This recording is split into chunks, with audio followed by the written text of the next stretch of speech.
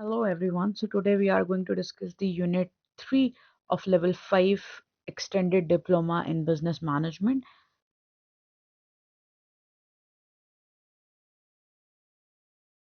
So the first learning outcome of this unit is to understand the concept and purpose of communication in a business context.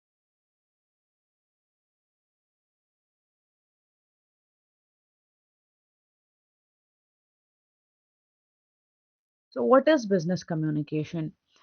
Business communication is basically the transmission of information between different departments or individual to achieve the goals of the business. It involves both internal and external communication. In internal communication, it includes the communication within the organization, and in external communication, it includes the communication with outside the organization or with the stakeholders. Business communication can take verbal, non-verbal, or written form, and it totally depends on the situation and audience to which we are targeting for the communication. And the business communication must ensure clarity, understanding, and feedback for any effective exchange. It enhances coordination, decision making, and problem solving within the organization. It builds the relationship, trust, and maintains a company professional image externally.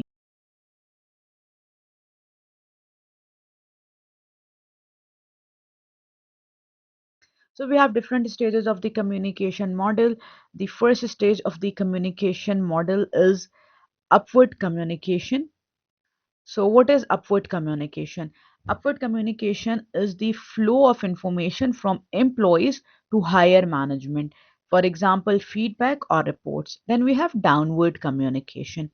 Downward communication is basically the instruction, the policies, and the goals that are passed from management to employees. Then we have lateral communication. Lateral communication includes the messages that are exchanged between peers or departments on the same organizational level for coordination. Then we have vertical communication. It involves both upward and downward direction, which ensures full flow of information across the levels. Then we have communication as a process. It involves encoding, transmitting, receiving, decoding, and providing the feedback in a cycle. Now we have the Berlow's model of communication.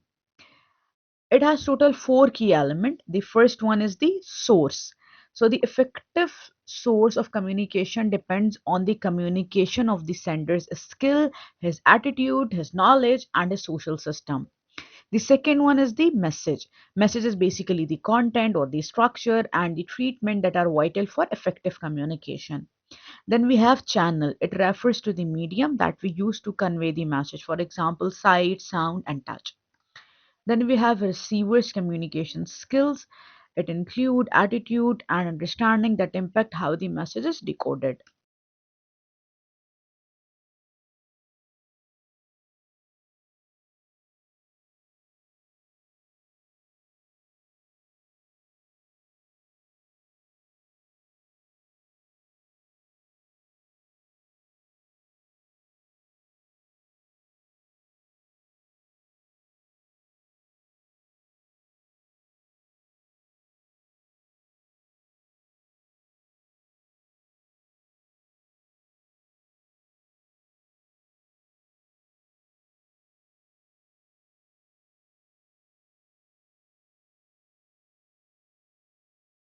So this is the overall Scrams model of communication. It highlights the importance of shared experience between the sender and receiver for any type of successful communication. It also introduced the field of experience. The more overlap between sender and receiver, the better the understanding between them. The communication is always viewed as a continuous loop of encoding, transmitting, decoding, and feedback. The feedback is a key component making the communication a two-way process.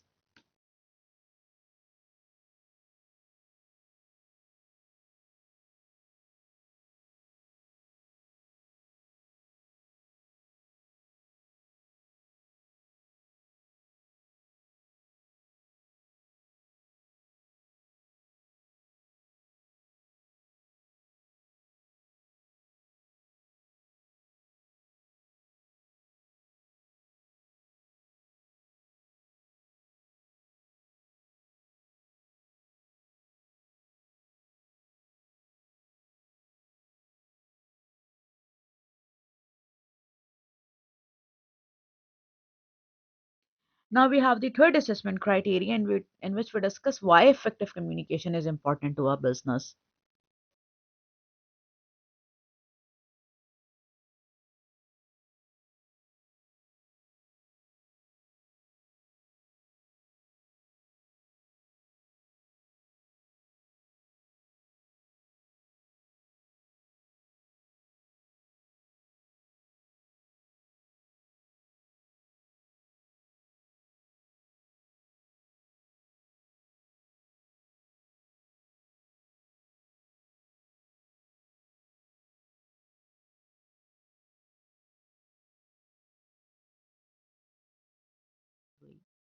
Now we have the second learning outcome, which is about to be able to effectively communicate in a business context.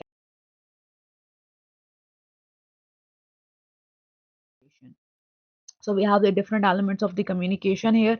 The first is the source and receiver. The sender initiate the message and the receiver interpret and understand it. Then we have the medium. It is the channel through which the message travel, like verbal, written, or digital. Then we have coding. It is basically the process of converting the thought or ideas into the symbols, words, or gesture for communication.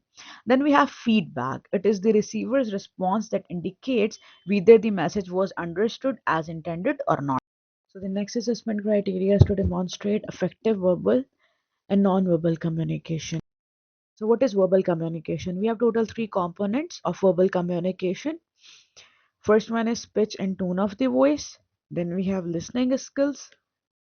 Then we have face to face.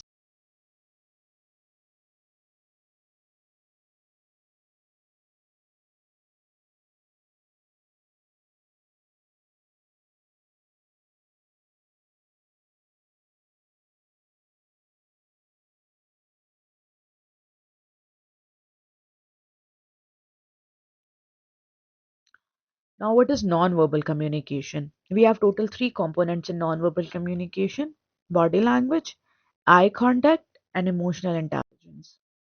What is body language? Body language includes gesture, facial expression, posture, and other physical cues. Then we have eye contact. So, what is eye contact? Eye contact is maintaining the engagement and shows confidence or interest. Then we have emotional intelligence. Emotional intelligence is all about understanding and managing the emotions during the communication. Now we have the second assessment criteria in which we demonstrate the effective written communication.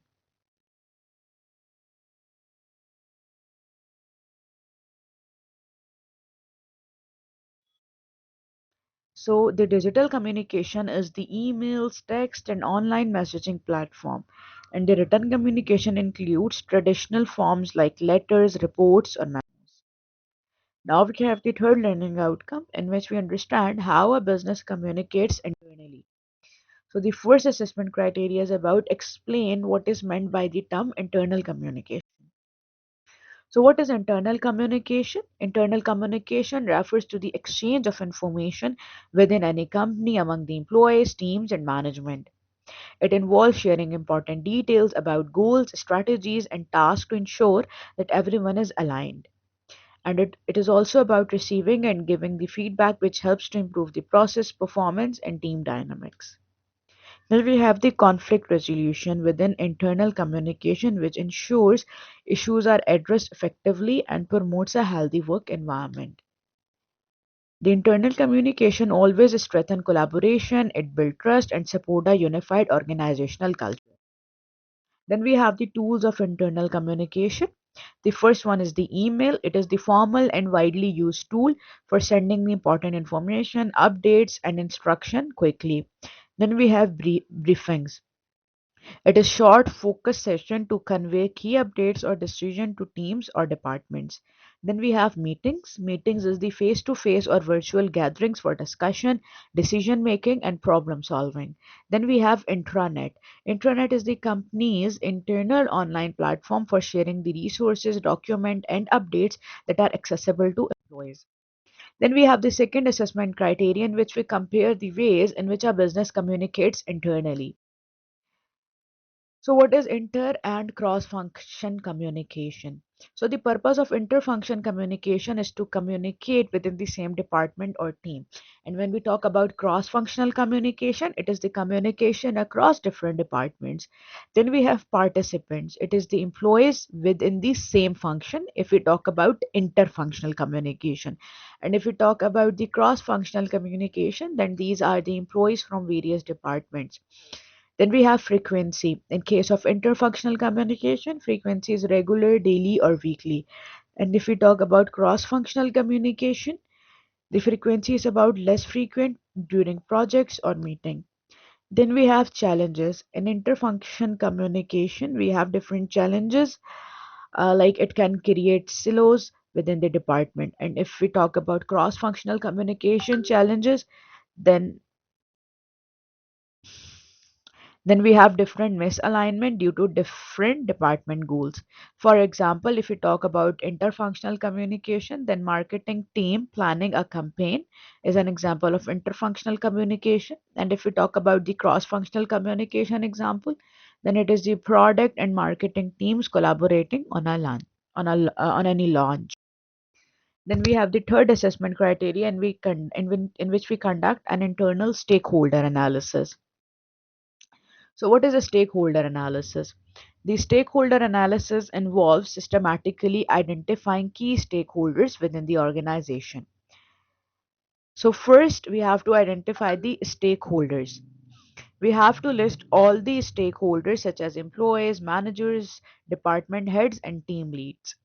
Then we have group stakeholders. We have to categorize them based on their level of participation, interest, and influence on the project. For example, if we talk about high influence and high interest stakeholder, then it includes senior management and project sponsor. If we talk about high influence, low interest, it includes key department heads. If we talk about low influence, high interest, then it includes team members working directly on the project. Then we have the fourth assessment criteria in which we discuss internal barrier to effective communication in a business. So we have different internal barriers: cultural barrier, language barrier, technology barrier, and interpersonal barrier. Now in this slide, we will explain these barriers one by one. So first of all, we have the cultural barrier. So what is cultural barrier? It includes the differences in values, beliefs, or different customs that can lead to any misunderstanding or conflict in the communication. Then we have the language. It is the varied fluency or use of jargon that can hinder the clear and effective message exchange. Then we have the technology barrier. It is the limited access to or unfamiliarity with the communication tools that can disrupt the flow of information. Then we have interpersonal barrier. It is the personal conflict, lack of trust, or poor relationship between individuals that can prevent open and effective communication. The fourth learning outcome in which we understand how a business communicate externally.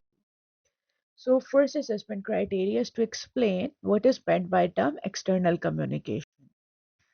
So the external communication is basically the exchange of information between the business and outside entities. It involves placing and receiving order with customer, partner, or suppliers. It includes seeking the external advice from consultant, industry expert, or regulatory bodies. It helps to maintain the relationship and ensures smooth interaction with external stakeholders. It is the key to business success by ensuring alignment with external partners and meeting customer expectations. Then we have the second assessment criteria in which we compare different ways in which a business communicate externally. So we have different ways of external communication: marketing, public relation, newsletters, and press releases.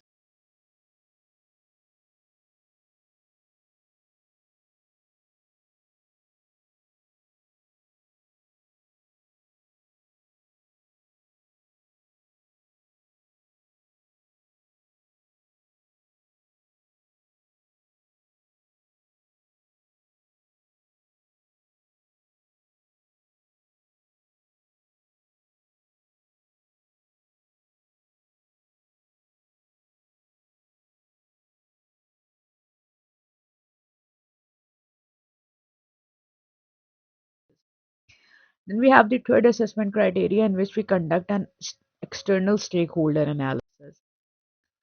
So we have different steps in external stakeholder analysis. First is to identify stakeholder. Second is to assess the stakeholder interest. The third is to determine stakeholder influence. Then we have group stakeholders. Then we have develop communication strategies. Then we have to engage and monitor. So at first step, we have to identify the stakeholder. In this step, we have to list all the relevant external stakeholders, including customers, supplier, investors, regulatory bodies, local communities, and the media. Then we have the second step in which we assess the stakeholder interest. In this step, we understand what each stakeholder group is interested in regarding our business. For example, profits for investor, compliance for regulatory bodies. Then we have the third step in which we assess how much influence each stakeholder has on our business decision and operation. For example, investors have always high influence while communities always have the moderate influence.